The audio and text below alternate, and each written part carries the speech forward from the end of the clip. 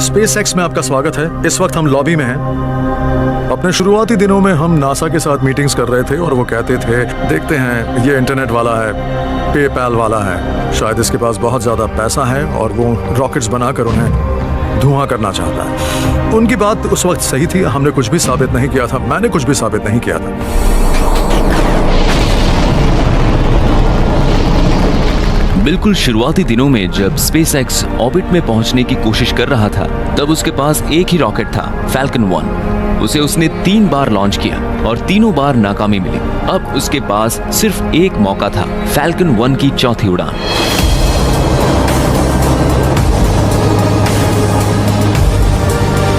अगर वो भी नाकाम हो जाता तो स्पेसएक्स कंगाल हो जाता और हम भी यहाँ नहीं आते।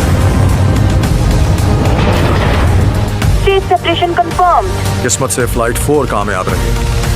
फैल्कन 1 रॉकेट कामयाब रहा। 2008 में स्पेसएक्स को पहला नासा कॉन्ट्रैक्ट मिला। इसके बाद स्पेसएक्स ऑफिशियली स्पेस गेम में शामिल हो गया था। नासा ने स्पेसएक्स के साथ कॉन्ट्रैक्ट्स किए और फिर ऑर्बिटल साइंसेस को इंटरनेशनल स्पेस स्टेशन तक कार्गो और सप्लाईज पहुंचाने का काम मिला। नासा ने कंपनी में उस समय पैसे लगाए थे जब वो बहुत मुश्किल दौर में थी। मेरे पीछे वो जगह है जहां लॉन्च के दौरान फैल्कन 9 फिट होगा। अगले कुछ महीनों में यहाँ एक और बड़ा बदलाव आने वाला है। हम यहाँ एक और लॉन्च माउंट बनाने जा रहे हैं। नासा से जुड़ने के बाद शुरुआत में तो हमें अनकन्वेंशनल ही माना जा रहा था और उन्हें हमारी कामयाबी पर शक था। फिर भी उन्होंने हमें मौका दिया, मगर हम उनकी A टीम नहीं थे और ये बात मैं जानता था। नासा के साथ कॉन्ट्रैक्ट्स होने के बाद स्पेसएक्स ने इंटरनेशनल स्पेस स्टेशन तक कई कार्गो रीसप्लाई मिशंस कामयाबी से पूरे किए, मगर कार्गो पहुंचाना स्पेसएक्स का आखिरी मकसद नहीं था। वो तो हमेशा से लोगों को अंतरिक्ष में ले जाना चाहता था। मगर कंपनी की इन शुरुआती कामयाबियों के बाद नासा का विश्वास बढ़ा और उसने स्पेसएक्स को कमर्शियल क्रू प्रोग्राम में अपने एस्ट्रोनॉट्स को भेजने का मौका दिया। नासा के साथ हमारा बहुत ही लंबा और प्रोडक्टिव वर्किंग रिलेशनशिप रहा है। जिनके बारे में ये कहा जाता था कि ये लोग कुछ नहीं कर सकते, वही लोग आज 18 साल बाद इस मुकाम पर हैं कि नासा को उन पर इतना विश्वास है कि वो उनके एस्ट्रोनॉट्स को एक स्पेसएक्स व्हीकल में लॉन्च कर सकते हैं। ये बहुत ही बड़ी बात है।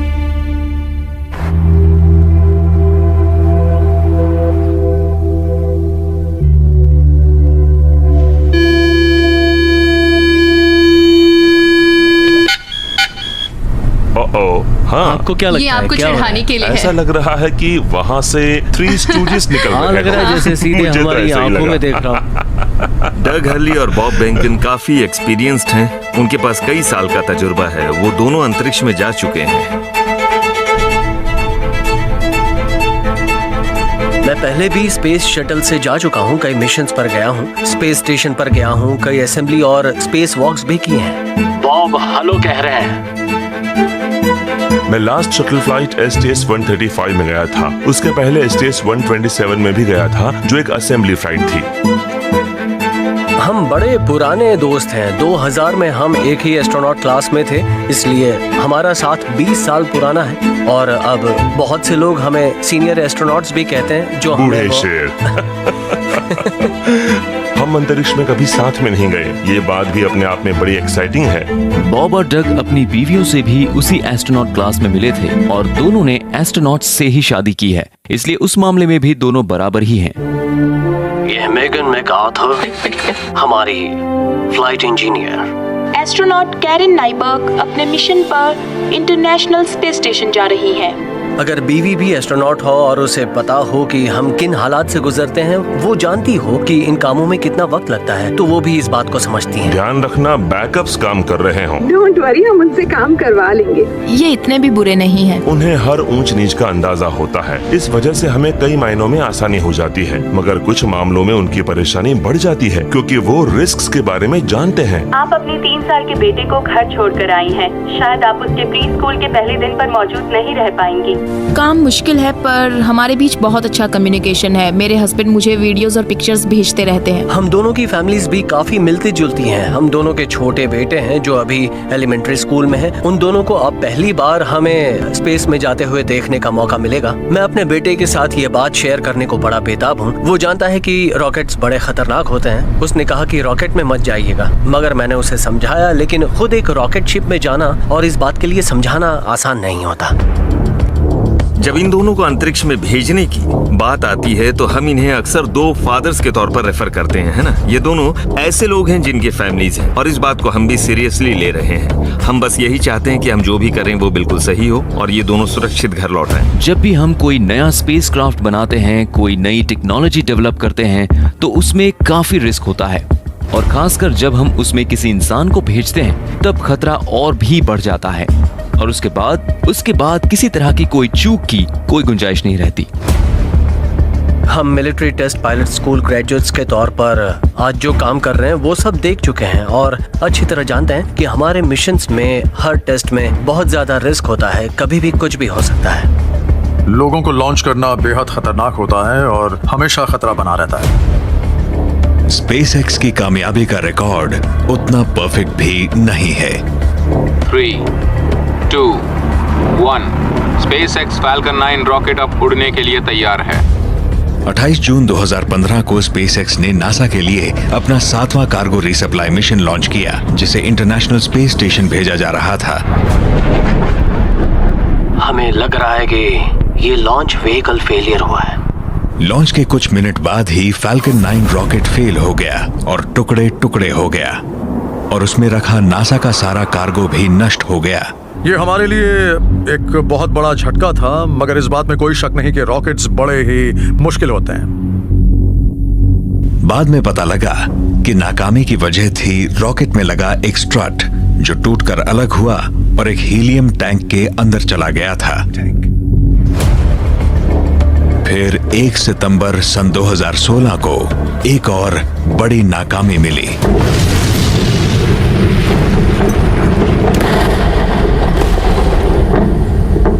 एक SpaceX Falcon 9 रॉकेट को एक कम्युनिकेशन सैटेलाइट को लॉन्च करना था, मगर वो टेस्ट फायर में ही नष्ट हो गया। ये भी टेस्टिंग का हिस्सा है। इस तरह की घटनाएं होती हैं और जब व्हीकल के अंदर कोई हो तब हमें इन चीजों को अवॉइड करना चाहिए कि हम नहीं चाहते कि ऐसा कुछ हो, इसलिए हम टेस्ट करते हैं और SpaceX हर चीज को इसकी पूरी कैपेबिलिटी पर टेस्ट करता है, इसलिए कई बार नाकामी भी मिलती है। इनमें से किसी भी मिशन में कोई इंसान नहीं जा रहा था, इसीलिए SpaceX की अगली नाकामी उसके लिए बड़ी मुसीबत खड़ी कर सकती थी। हमने उस टेस्ट स्टैंड में कुछ गड़बड़ देखी जहां हमारा क्रू ड्रैगन व्हीकल था और अनक्रूड टेस्ट फ्लाइट में विस्फोट हुआ था। इंजन्स के टेस्ट फायर के दौरान वो ड्रैगन कैप्सूल पूरी तरह से नष्ट हो गया जिसका इस्तेमाल डेमो 1 मिशन में कामयाबी से किया गया था। उस ड्रैगन कैप्सूल का पूरी तरह से नष्ट होना यकीनन उनके लिए एक बहुत बड़ा झटका था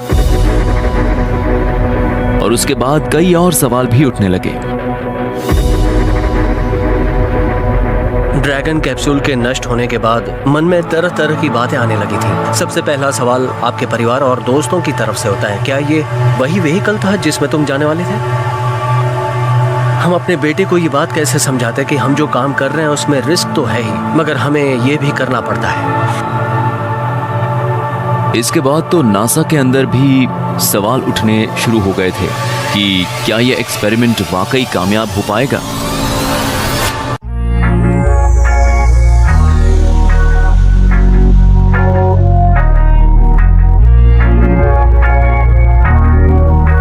हमने उस टेस्ट स्टैंड में कुछ गड़बड़ देखी जहां हमारा क्रू ड्रैगन व्हीकल था और अनक्रूड टेस्ट फ्लाइट में विस्फोट हुआ था। फ्लोरिडा स्पेस कोस्ट के बीचेस पर काफी लोग थे और अचानक ही उन्होंने आसमान में धुएं का एक ऑरेंज गुबार देखा। ये एक बड़ी ही मुश्किल चुनौती होती है क्योंकि एक छोटे से बच्चे को आप कैसे समझा पाएंगे कि ये जो कुछ भी हुआ है उसकी वजह क्या है। अच्छा है कि वो अभी इंटरनेट पर नहीं है, इसीलिए वो उन वीडियोस को बार बार नहीं देख रहा। मगर हम उसे फ्लोरिडा ले गए और उसे रॉकेट लॉन्च भी दिखाया।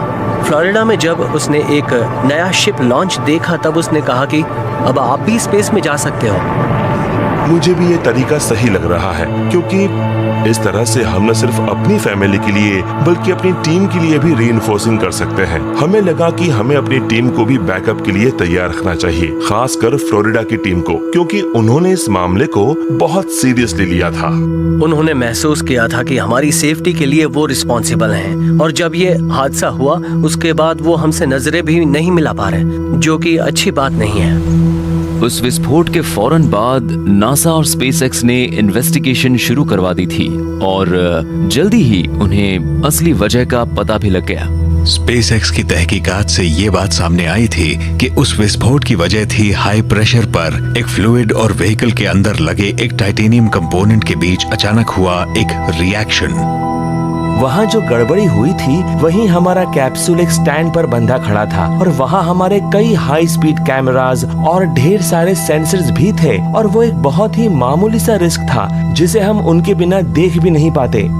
इंजीनियरिंग के लिहाज से ये असल में कामयाबी थी। हमें एक नए फेलियर का पता लगा था और अब हम सिर्फ अपने व्हीकल को नहीं बल्कि पूरी इंडस्ट्री को ज्यादा सुरक्षित बना सकते हैं।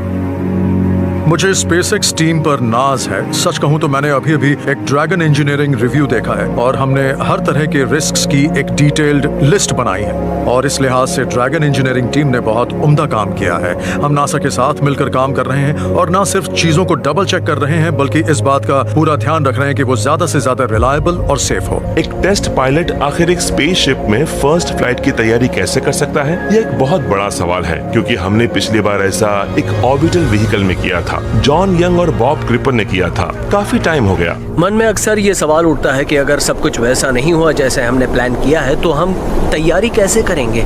इसलिए इस पहली हर कड़ी को ढूंढने की कोशिश करते हैं ताकि अपने पहले प्लान और बैकअप प्लान को समझ सकें। नासा और स्पेसएक्स को हर संभावित समस्याओं के लिए तैयार रहना होगा। अगर पैड पर ऐसा कुछ होता है तो एस्ट्रोनॉट्स को वहां से जल्दी निकलना होगा। इसीलिए ये इमरजेंसी एस्केप सिस्टम्स पर काम कर रहे हैं। स्पेसएक्स ने लॉन्च पैड 39A पर एक इमरजेंसी इग्रेस एपरेटस बनाया है। अगर फ्यूल लीक होता है या एस्ट्रोनॉट्स को जल्दी से जल्दी लॉन्च टावर से निकलना हो तो उनके लिए यहाँ पर एक बहुत ही बड़ी जिप लाइन बनी है। जमीन से 265 फुट ऊपर स्लाइड वायर बास्केट अंतरिक्ष यात्रियों को 30 सेकंड के अंदर लॉन्च पैड से करीब 1200 फुट दूर नीचे जमीन पर पहुंचा देती है।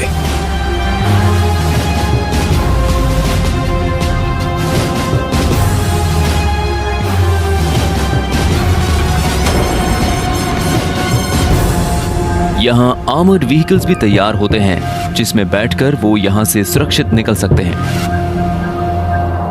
सिर्फ लॉन्च पैड पर ही एस्ट्रोनॉट्स को खतरा नहीं होता है। अगर समंदर उफन रहा हो और तूफान आया हो और कैप्सूल को समंदर में स्प्लैश डाउन करना हो तो ऐसे में बेहद मुश्किल रेस्क्यू करना पड़ता है।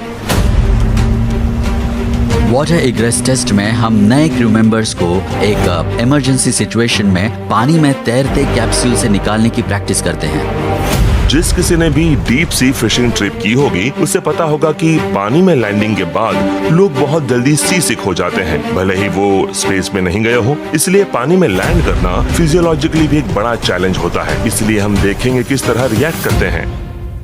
जब एस्ट्रोनॉट्स अंतरिक्ष से वापस आते हैं वो पानी में लैंड करते हैं। हम उन्हें पानी के बाहर रिकवरी शिप पर लाते हैं और उसके बाद सबसे पहले ये देखते हैं कि वो हेल्दी हों और फिर तय करते हैं कि उन्हें वहाँ से कैसे लाना है। हम कोशिश करते हैं कि वो धीरे धीरे करें ताकि उनके बीमार होने का खतरा ना रहे। उनकी वापसी के बाद हम उन्हें कंफर्टेबल रखने के लिए बहुत कुछ करते हैं। एक एस्ट्रोनॉट के तौर पर हम ये सब करते हैं, एक टेस्ट पायलट के तौर पर हम ये सब करते हैं, और जब हमें पहली बार किसी व्हीकल को किसी के साथ उड़ाने का मौका मिलता है तो हम उस मौके को नहीं छोड़ते।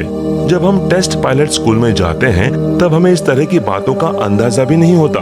ऐसा मौका हमें एक पीढ़ी में एक ही बार मिल पाता है।